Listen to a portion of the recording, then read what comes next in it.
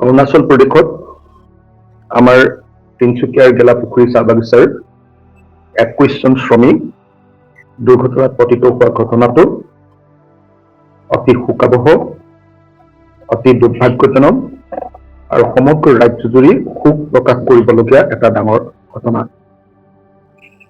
21 জন শ্ৰমিকৰ প্ৰায় 28 জনী মৃত্যুমুখত পৰা বুলি আমি খবৰ পাইছিলো। এতিয়া গম পাইছো যে 18 জন শ্ৰমিক ইতিমধ্যে মৃত্যুমুখত পৰিছে।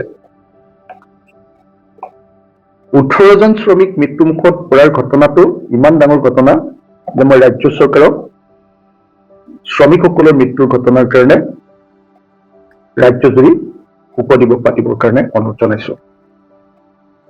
অকল এই 18 জন শ্ৰমিক অৰুণাচল প্ৰদেশত মৃত্যু হোৱাই নাই, লগতে গোৱাটো অসমৰ 3 জন যুৱকে মৃত্যুবৰণ কৰিবলগীয়া হ'ল। গোৱাৰ যিটো আপোনাৰ কি আছিল এইটো ক্লাব এটাত, নাইট ক্লাব এটাত আমাৰ অসমৰ 3 জন শ্ৰমিকে মৃত্যুবৰণ কৰিবলগীয়া হ'ল।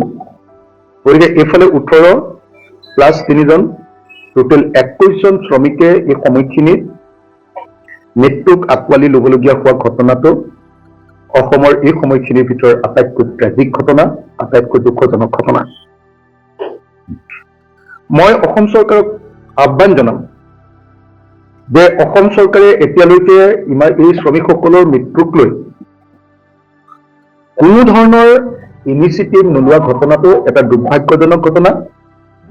মই অসমৰ মাননীয় মুখ্যমন্ত্ৰী আৰু অসমৰ মাননীয় শ্ৰম মন্ত্ৰী মহোদয়ক অনুৰোধ জনাম যে এনেকৈ 21 জন শ্ৰমিকৰ মৃত্যু হোৱাৰ ঘটনাৰ কাৰণে আহক আমি অসমত এটা শোক দিৱস পালন কৰোঁ আৰু অসমৰ প্ৰত্যেকটো কাৰ্যালয়ত আমাৰ জাতীয় পতাকা অৰ্ধনমিত কৰি আহক আমি শ্ৰমিকসকলৰ প্ৰতি শোক প্ৰকাশ কৰোঁ আৰু সকলো ধৰণৰ চৰকাৰী কাৰ্যসূচীৰ পৰা অন্ততঃ এসপ্তাহৰ কাৰণে কোনো ধৰণৰ সাংস্কৃতিক বা এণ্টাৰটেইনমেণ্ট প্ৰগ্ৰেম যাতে নকৰে তাৰ কাৰণে মই চৰকাৰক আহ্বান জনাইছো।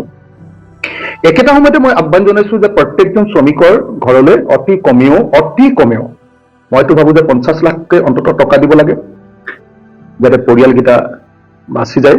পৰিয়ালকেইটাৰ জীৱিকাৰ একমাত্ৰ উৎস এই শ্ৰমিকসকল আছিলে। গতিকে এই শ্ৰমিকসকলৰ এটা এটা পৰিয়ালক মই 50 লাখকৈ টকা দিবৰ কাৰণে কেন্দ্ৰীয় চৰকাৰ আৰু ৰাজ্য চৰকাৰক অনুৰোধ জনাইছো।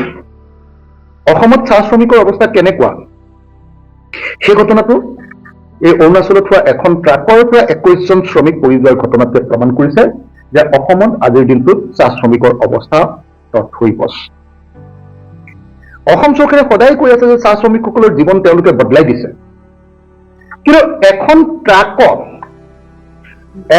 ট্ৰাকত 21 জন চাহ শ্ৰমিক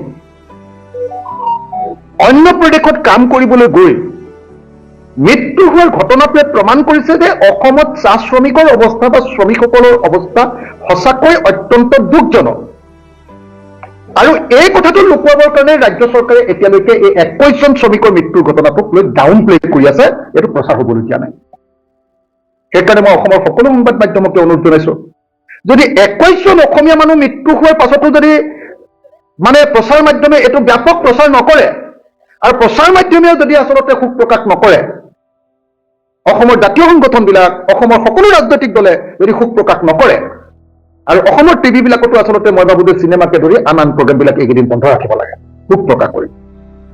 আৰু অসম চৰকাৰক মই এই মুহূৰ্তত সকলোকে জাতীয় পতাকা অন্ততঃ 2 দিন বা এদিন অৰ্ধনমিত কৰি আৰু সকলো ধৰণৰ ফূৰ্তিৰ ধেমালিৰ এণ্টাৰটেইনমেণ্টৰ প্ৰগ্ৰেম সকলো চৰকাৰী কাৰ্যসূচীৰ পৰা বন্ধ কৰি আৰু অসমৰ মুখ্যমন্ত্ৰীয়ে শ্ৰমিকবিলাকৰ ঘৰলৈ গৈ তেওঁলোকক ক্ষতিপূৰণৰ 50 লাখকৈ টকা দিবৰ কাৰণে মই আহ্বান জনাইছো, যাতে সঁচাকে অসমত এই দৰিদ্ৰ পীড়িত শ্ৰমিকসকল, বিশেষভাৱে চাহ শ্ৰমিকসকলৰ অৱস্থা অত্যন্ত বেয়া। গতিকে এই চাহ শ্ৰমিকসকলৰ এই বিপদৰ সময়ত যাতে অসমৰ মুখ্যমন্ত্ৰী থাকে তাৰ কাৰণে মই আহ্বান